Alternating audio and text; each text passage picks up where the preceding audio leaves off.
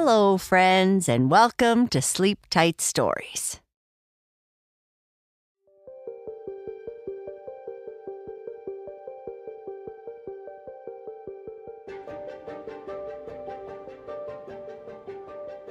The new mystery that Mr. McCaskill has told the group about sounds like it might be interesting, so they decide to try and solve it. Once Red is home, she can't stop thinking about the Dr. Hart mystery and the box under her bed. Something is just not adding up for her, and she can't figure out quite what it is. The Transfer Student, Part 22. Red had to admit she liked having a larger space to herself here on Earth. Back on Mars, her room was tiny, barely big enough to turn around in. But here, she had more space than she knew what to do with. Despite that, Blue still managed to find ways to annoy her. It hadn't always been like this. Before they moved, they got along, at least most of the time. But ever since they'd landed on Earth, something Blue was excited about but she wasn't, it felt like they were constantly at odds. Funny how more space seemed to create more distance, she thought. And Blue was always pushing boundaries. There was another knock on her door, or rather, a bang. With a sigh, Red hopped out of bed and decided to try something different. Instead of just yelling at him like usual, she was going to scare him. She darted to the door, and just as Blue was about to knock again, she flung it open. "Hey," she said, catching him mid-knock. "What do you want?" Blue's eyes widened in surprise, and for a moment, Red thought her plan had worked. But then he quickly recovered. "Mom says come down for dinner." "Be right there, Mom," Red yelled, a little louder than necessary. Blue winced dramatically, covering his ears. "You didn't have to yell," he said, his voice thick with mock exasperation. As he walked away, he turned back and added, "And you don't scare me, you stinker." He stuck his tongue out for good measure before disappearing down the hallway. Red rolled her eyes and sighed. Some things never change. Before heading downstairs, she paused to check on the box she had promised to bring to the group tomorrow. It was still exactly where she'd left it, untouched. The Dr. Hart mystery was gnawing at her. Maybe it's just confirmation bias, she thought, frowning. Humans and Martians are both really good at seeing patterns where there aren't any. But despite her efforts to dismiss it, something about the clue still didn't sit right. Why did it bother her so much? Her thoughts were interrupted by her mother's voice from downstairs. "Your dinner's going to get cold." "What's for dinner?" Red asked as she slid into her seat at the table. "I tried a new curry and rice recipe," her mother replied cheerfully. "It's fun how they mix so many flavors together here on Earth." "And it's super spicy," Blue added with a cough, his face flushed and his hair sticking to his forehead with sweat. Red shot him a skeptical glance.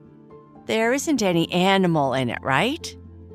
Red couldn't bear eating meat, though she did when she first arrived, until they visited a farm and the cows and pigs talked to her in their language. Ever since, she strictly ate plants. "Nope, no animals," her mother said, shaking her head. "Just beans and some hearty vegetables. though I swear it took forever to wash all the dirt off them." Satisfied, Red took a bite, then immediately regretted it as her mouth filled with what felt like fire. She coughed. "I think I'm gonna need more water." After dinner, Red got ready for bed. She always looked forward to quiet time, a custom from Mars where everyone took a moment in the evening to study, read, or work on hobbies. Even Blue respected the tradition, though Red figured he probably used the time to dream up new ways to bug her. She had just reached for a book when her phone chimed. At first, she didn't recognize the sound. There were so many devices on Earth that made noise that she had started tuning them all out. When it chimed again, she realized it was her phone. She picked it up, blinking at the screen. It was Alexa, trying to start a video call. Red pressed accept, and Alexa's fire-red hair and freckled face filled the screen. "Were you in bed already?" Alexa asked, her voice full of energy. "I feel like I've been calling for hours and hours." Red blinked, slightly thrown off by the expression. "No, I must have, how do you say, zoned out? It took me a while to hear your call." "Zoned out? Where did you say you transferred from? Your English is seriously unique," Alexa grinned, not in a mean way, but with genuine curiosity. "Anyway, I finished my homework early tonight. It was just some fill-in-the-blank stuff, and I had to write a few paragraphs about that novel Mr. McCaskill gave us." "What did you get for the last question on the worksheet?" Red paused, searching for an excuse but coming up empty. I haven't started my homework yet." The truth was, homework felt like a chore. Not because it was difficult, but because it was too easy. It's like going over the same lesson again and again, she thought. "Oh, okay," Alexa shrugged, clearly unbothered. "I didn't want to just chit-chat away. I thought Charlie might join us, but he's probably recovering from whatever concoction his mom made him drink this time." Red shuddered involuntarily at the thought of Charlie's green health drinks. Anything green should stay on a plant, not in a cup. Alexa leaned closer to the screen, lowering her voice as if sharing a secret. "So, any thoughts on the latest mystery?" Red hesitated. Not really. I mean, why would anyone want to take pieces of a playground?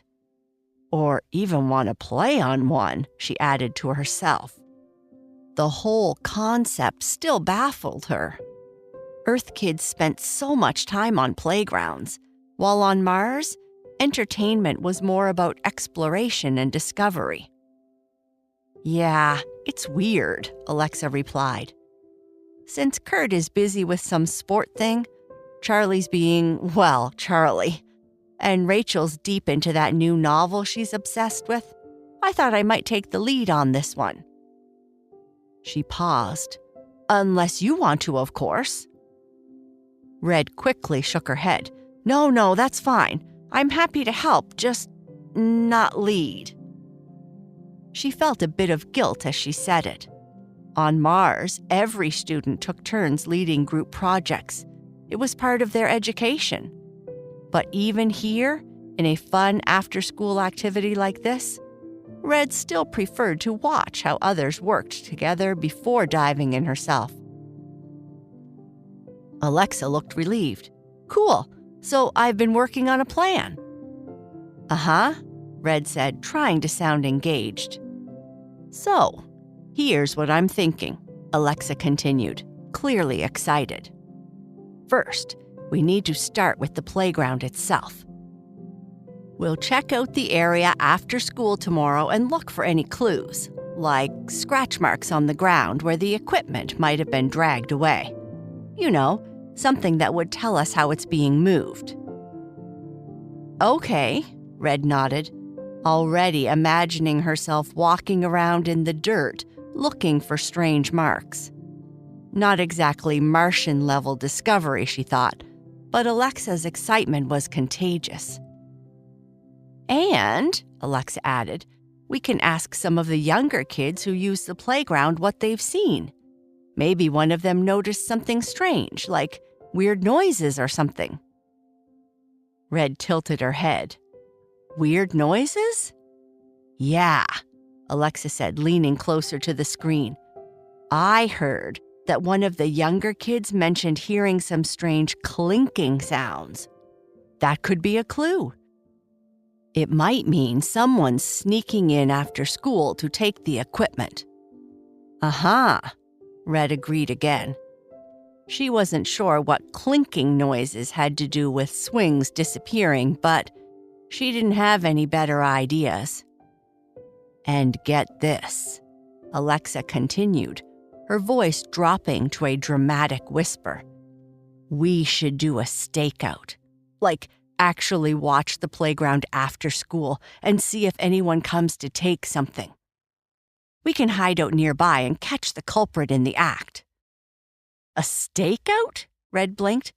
"Exactly. Just like we did before, remember? We are like the guardians of the school property after school.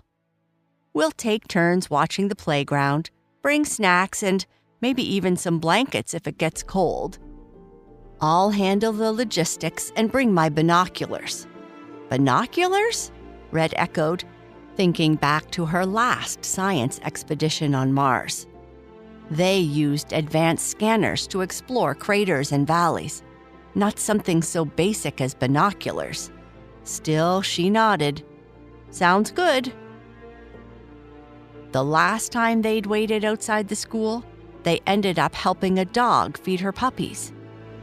Maybe something good could come from this, Red thought, though the idea of playground equipment still felt trivial compared to the mysteries of Mars. "And finally," Alexa said, clearly on a roll now, "we'll figure out who's behind this. Maybe it's a prank.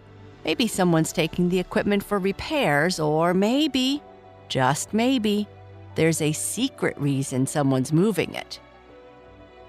Red felt a spark of curiosity. A secret reason?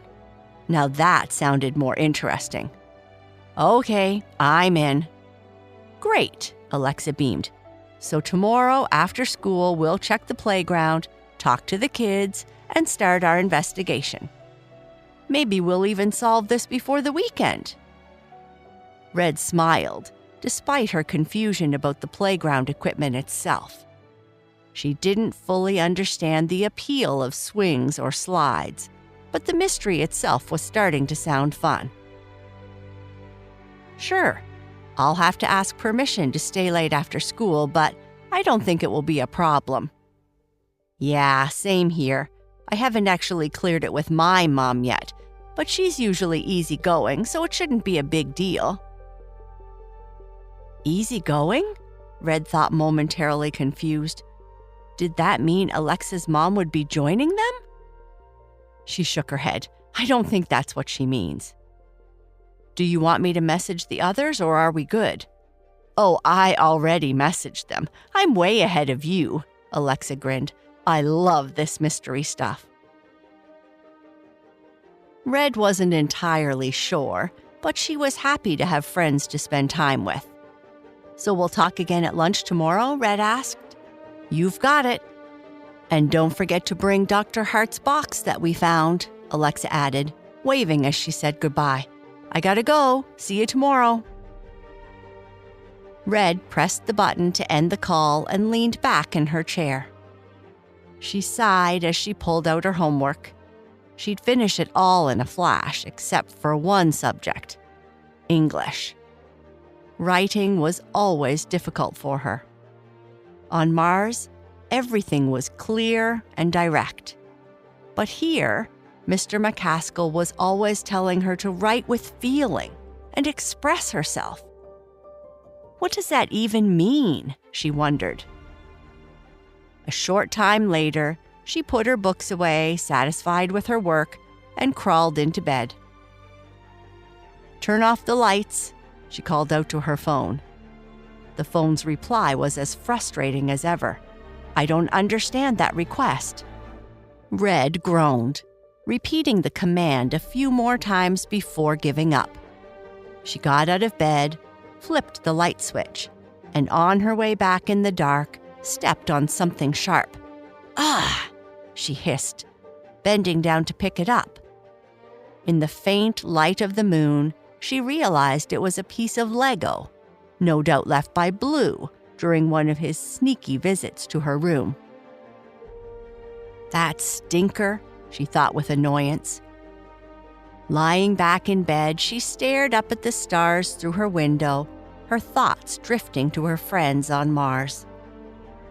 She imagined them traveling to distant places, exploring the unknown, just like her father probably was.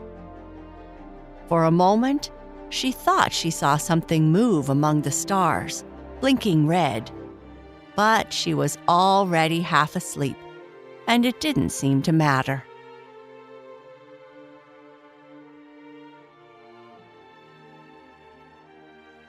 And that is the end of this part. Good night. Sleep tight.